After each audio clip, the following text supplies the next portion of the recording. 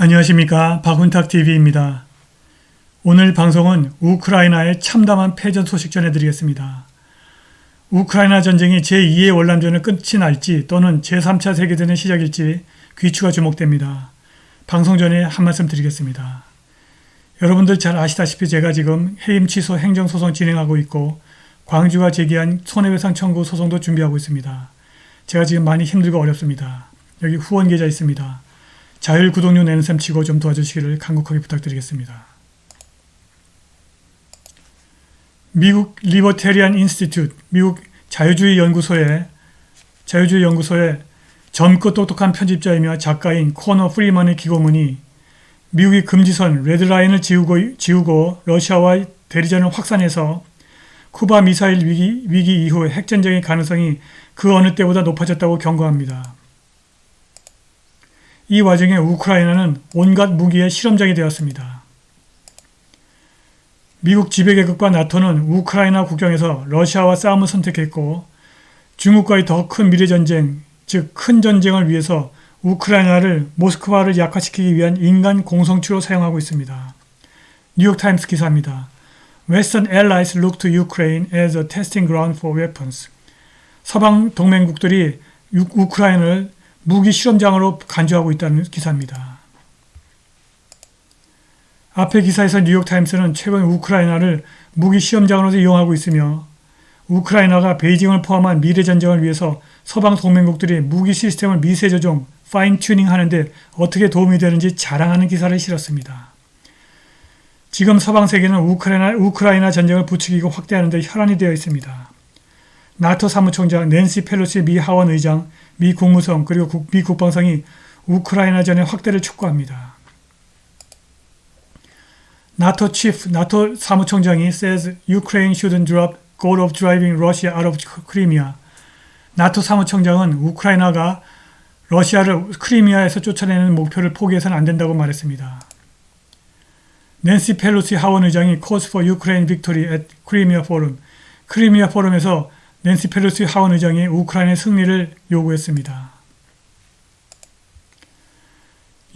미국 국무성입니다. US implies Ukraine can use HIMARS against Russian targets in Crimea.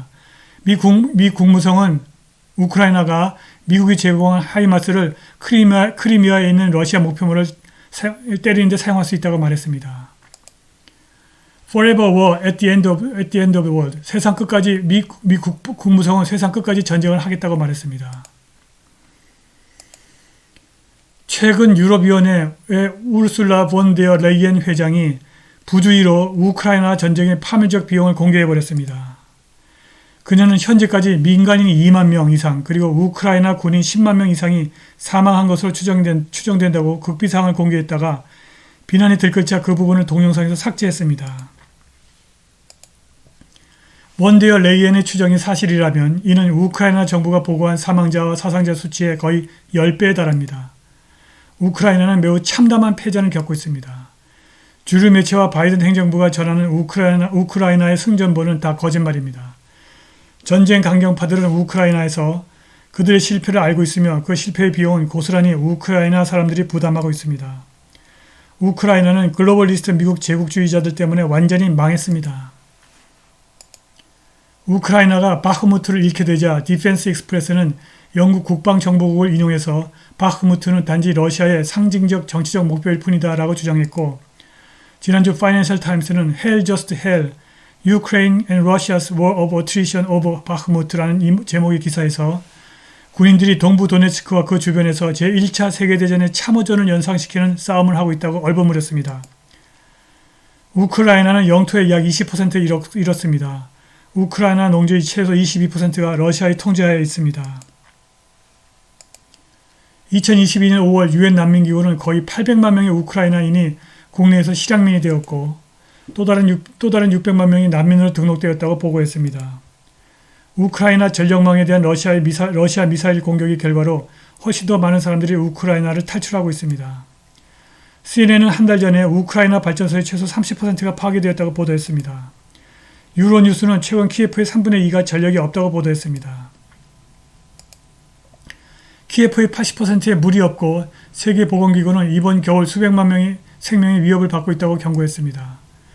포브스 매거진은 우크라이나의 거의 절반이 전력이 없다고 보도했고 뉴스위크는 우크라이나의 에너지 대기업이 정전을 수리할 장비가 부족하다고 보고했습니다. 우크라이나 중앙은행은 2022년 국내 총생산이 32% 감소하고 인플레이션이 30%에 달하며 실업률이 30%에 이를 것으로 추정합니다. 뉴욕타임스는 우크라이나의 농업이 전쟁으로 인해서 약 230억 달러의 손실을 입었다고 보도했습니다. 국제통화기금 IMF는 우크라이나 전쟁이 2008년 이후 최악의 식량난을 초래했다고 보고했습니다. CNN은 우크라이나의 통신이 일론 머스크의 스타링크 시스템에 전적으로 의존한다고 보고합니다. 브루킹스는 키예프 경제대학에 따르면 전쟁으로 국가의 건물과 기타 기반 시설 최소 1,270억 달러가 파괴되었다고 전했고 워싱턴 포스트는 우크라이나가 미국이 보낸 1천억 달러 이상에 더해 7천억 달러를 요구하고 있다고 보도했습니다. 9월과 10월 우크라이나 공세는 모두 중단되었고 러시아는 방어선을 강화하고 우크라이나가 60세의 남성을 소집하는 동안 현장에서 병력을 극적으로 늘리고 있는 것으로 보입니다. CNN이 우크라이나에 보낸 무기가 부족하다고 보고했는데 우크라이나 군사장비 특히 포병이 무너지고 있고 서방은 무너지고 있는 것의 대부분을 대체할 수 없습니다. 네오콘 프레데릭 케이가는 나토가 실제로 이와 같은 전쟁을 할 계획이 없습니다. 즉 포병 시스템과 많은 탱크 및 포탄을 매우 집중적으로 사용하는 전쟁을 의미합니다. 라고 포린 폴러스에게 말했습니다. 그는 우리가 이런 종류의 전쟁을 시작할 준비가 되어지지 않았다고 말했습니다. 우크라이나와 러시아는 글로벌리스트 미국 제국의 개입이 없었다면 2022년 3월에 우크라이나의 나토 불가입에 기반하여 갈등을 해결하기 위한 조건에 합의를 했을 것입니다. 그런데 미국과 영국이 이 협상을 좌절시켰습니다. 미국의 국방산업계약자, 정치인, 싱크탱크는 우크라이나 시민의 희생으로 막대한 이익을 얻습니다. 유럽의 나머지 지역은 러시아를 겨냥한 최대 제재로 고통을 받고 있습니다. 미국의 외교정책 결정자들은 이러한 고통에 관심이 없습니다. 그들은 단지 러시아를 몰아붙이는 데에만 관심이 있습니다. 이것은 인간을 가축으로 보는 워싱턴 DC 세계관의 불가피한 결과입니다. 이러한 진실은 미 군부와 주류 매체의 거짓말로 덮여졌습니다. 20년 동안 미군에서 복무했고 지난 15년 동안 끝없는 전쟁을 치르는 미국과 미군에 대해서 비판적인 기사를 써온 윌리엄 J. 에스토어는 모든 정부가 거짓말을 하고 진실이 전쟁의 첫 번째 희생자라고 말합니다. 미국의 주류 매체는 권력의 속기사에 불과합니다. 그들은 군산복합체 밀리터리 인더스트리 컴플렉스에게 완벽하게 매수되어 있습니다. 주류 매체는 패전 직전까지 베트남 전쟁의 승리를 장담했고 이라크에 대량 살상 무기가 없는 데 있다고 거짓말했고 아프간 전쟁에서도 전황을 정직하게 전하지 않았습니다. 군산복합체와 주류 매체는 적에게 이로울 수 있다면서 나쁜 소식은 전하지 않고 중요한 정보는 생략합니다.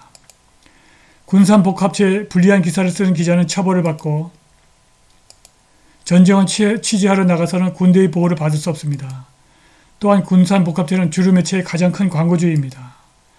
아이젠하워 대통령은 1961년 군산복합체의 위험을 경고한 유명한 퇴임 연설에서 기민하고 박식한 시민만이 군산복합체의 권력 획득을 막을 수 있다고 말했습니다. 이 방송 박훈탁TV가 구독자 여러분을 박식한 시민으로 만들어 드리겠습니다. 오늘 방송은 여기까지입니다. 감사합니다.